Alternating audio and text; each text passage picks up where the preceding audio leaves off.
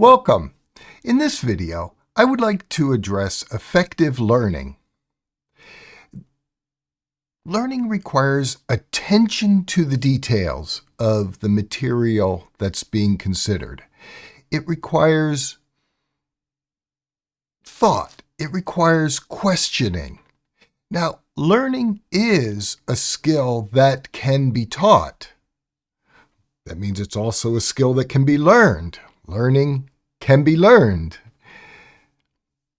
In this video, I'd like to show you a few examples of how you might be able to improve your learning skills. Let's get started. I've called this presentation Focus on Learning. I went back and forth on trying out different titles for this presentation. I tried Focus on Attention, Attending to Learning, Learning to Focus. The bottom line is, focus means that there is concerted concentration on particular material. One might also call this attending to the material.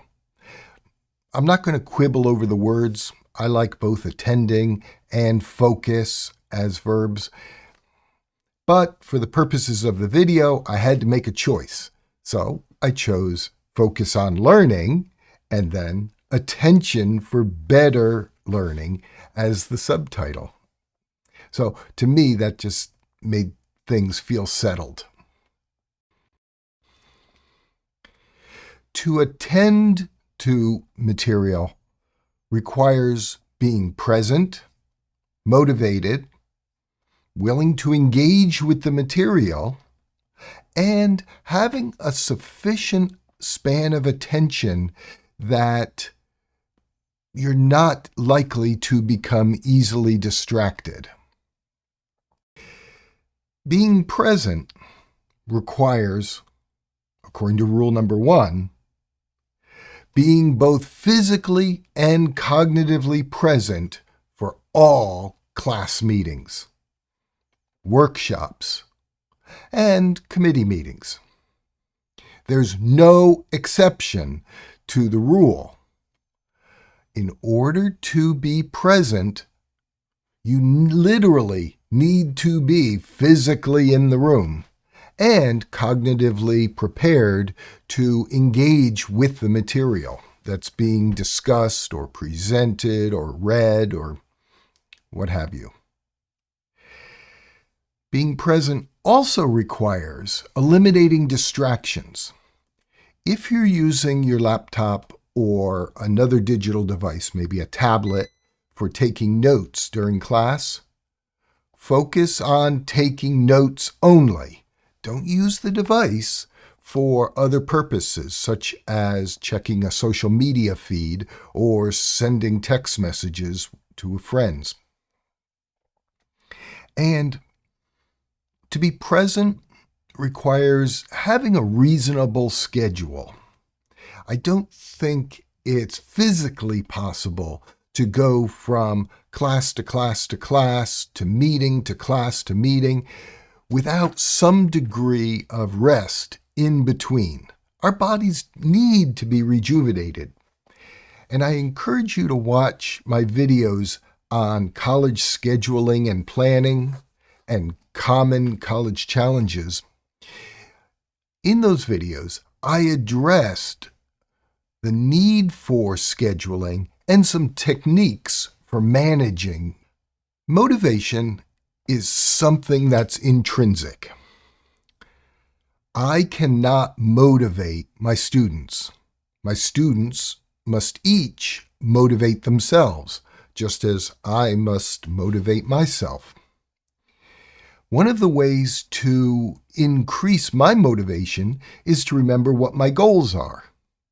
For you, your goal may be completing a course or completing a semester's worth of courses or being graduated.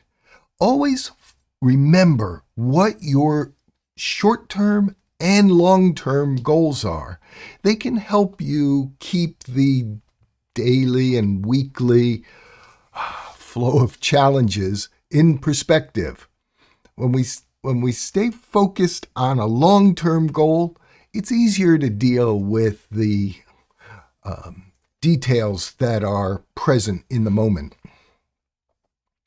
Be really careful of your self-talk. It's common for humans to have an internal tape running that criticizes behavior. When you talk to yourself about your performance, be positive. Recognize when you have had successes and celebrate those. And imagine yourself succeeding at the task that you've set before you. Imagine yourself on graduation day. You're attending commencement exercises. Your family and friends are cheering for you. That's an exciting time. And when you're in the throes of a really hard semester and you've got a couple of papers due and exams coming up next week, just remember, these challenges have to be kept in perspective. They are challenges to be taken on so that you may reach your final goal, graduation. When you meet a goal, whether it's a short-term goal or a long-term goal, reward yourself. I've identified a couple of papers that have reviewed the value of reward following satisfaction of a short-term goal.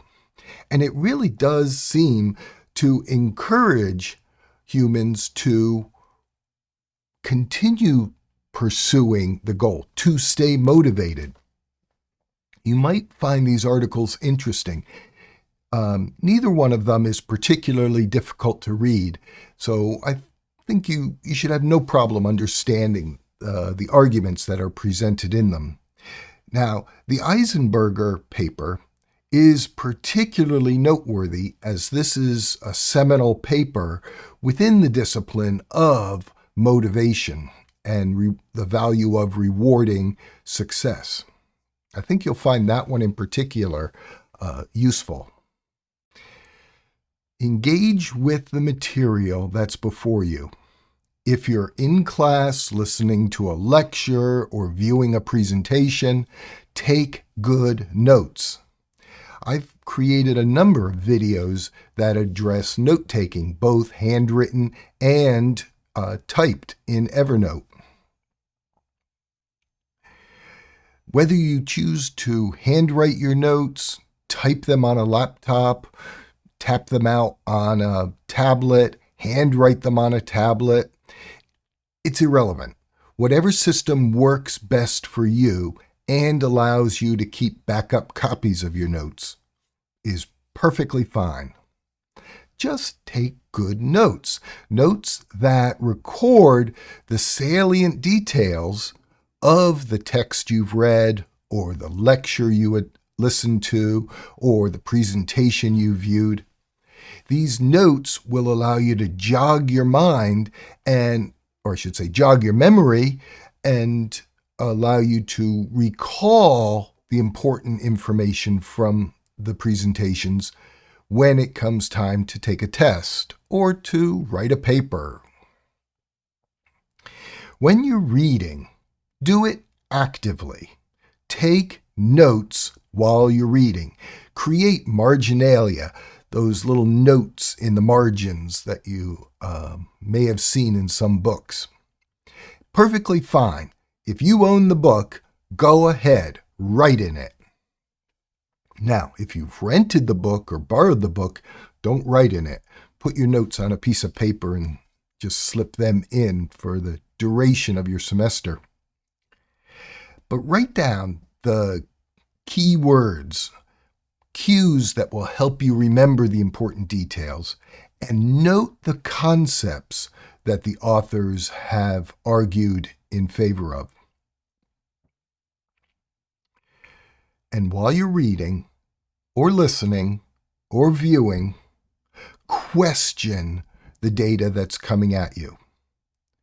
Test yourself to see if you can remember it. Create flashcards, review notes, quiz yourself with a colleague student. Passive learning does not encourage long-term knowledge, but active learning can help you. I hate to use the word memorize, so let me use the word remember. Active learning can help you remember the salient information when it comes time to use that information. Regarding attention span, be honest with yourself. Acknowledge, admit, academic work is challenging. I'd like to say it's challenging because it's supposed to be challenging. That's just a bit of a tautology. It's challenging because it's through the participating in a challenge that one can grow, one can improve their skills. That's why academic work is challenging. So, schedule particular time to study. Don't cram at the last minute. A little bit every day will yield great results in the long run.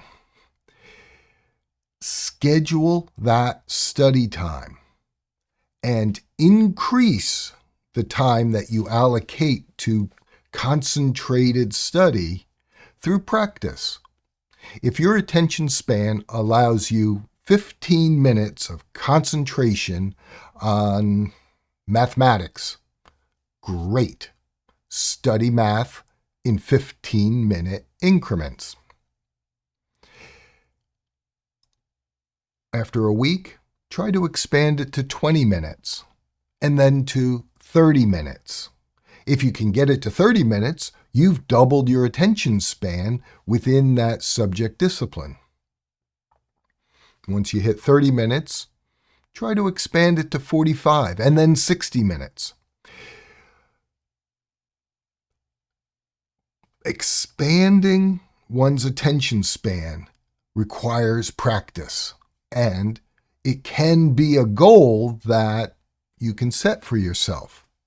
Set a goal. By the end of this semester, I will expand my ability to concentrate in one sitting, two, and then you name the duration that works for you.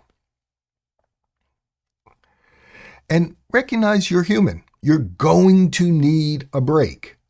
It's okay to take a break during study time.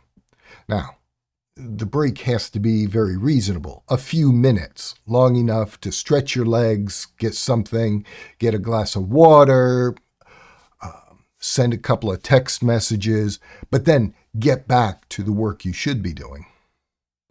And in the big picture, make sure you're getting enough sleep. You probably need more sleep than you think you do. I meet very few college students I've never met a college student who tells me that they get too much sleep, but I frequently meet college students who tell me, man, I'm just dragging today. I haven't had a good night's sleep in a month. Hey, that's no way to live.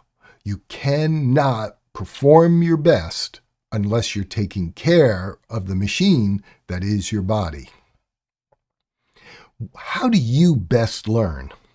What skills about learning have you acquired since you've been in college?